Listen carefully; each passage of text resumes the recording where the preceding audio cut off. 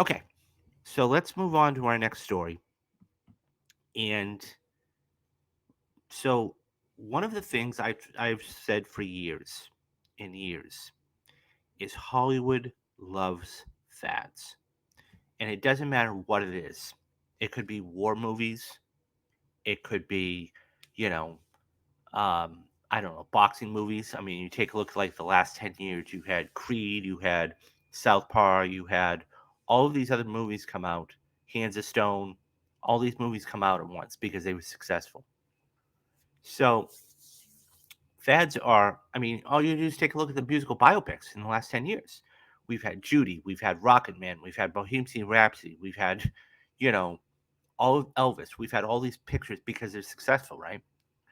So there is another fad starting in Hollywood right now, and it is Gladiator movies. And you say, huh? Gladiator movies? What?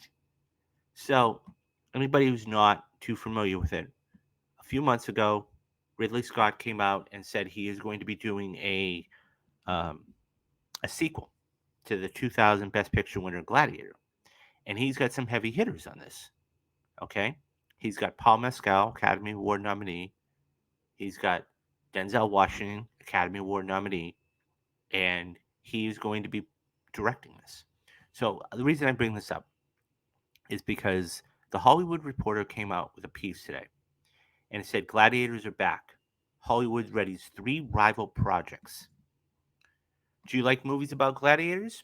Hollywood is betting you do. There is a trio of sword and sandal epics in the works, including a long awaited sequel to the Ridley Scott Oscar winning 2000 movie Gladiator, and a reboot of Star's groundbreaking television series Spartacus.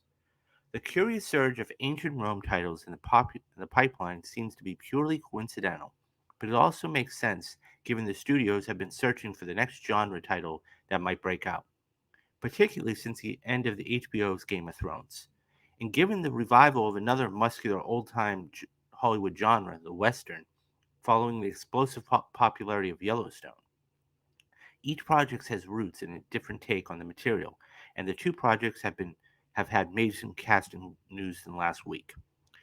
The gladiator genre is actually at cinemas dating all the way back to the 1913 silent film, Last Days of Pompeii.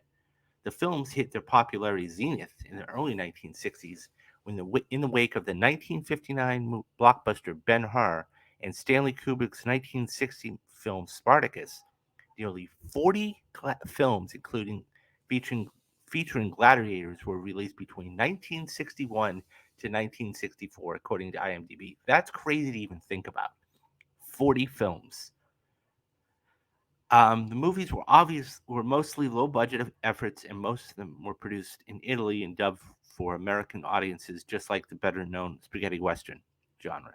Here are the three projects that likewise have a quote dream that was Rome. So, as I made mention, the un, uh, the untitled um, Gladiator project. Okay, that is the first one. We really don't know what that's about. We know who's going to be in it. Okay. Then we have 3 Days to Die. So this is being done by um, uh, Roland Emmerich, who did in Independence Day. I'm sorry. So what it's about? The project is based on Danny Mannix's nonfiction book, which has researched the reality of gladiator combat. Those About to Die is described as a quote epic drama set in the complex and corrupt world of ancient Rome spectacle driven gladiator competition.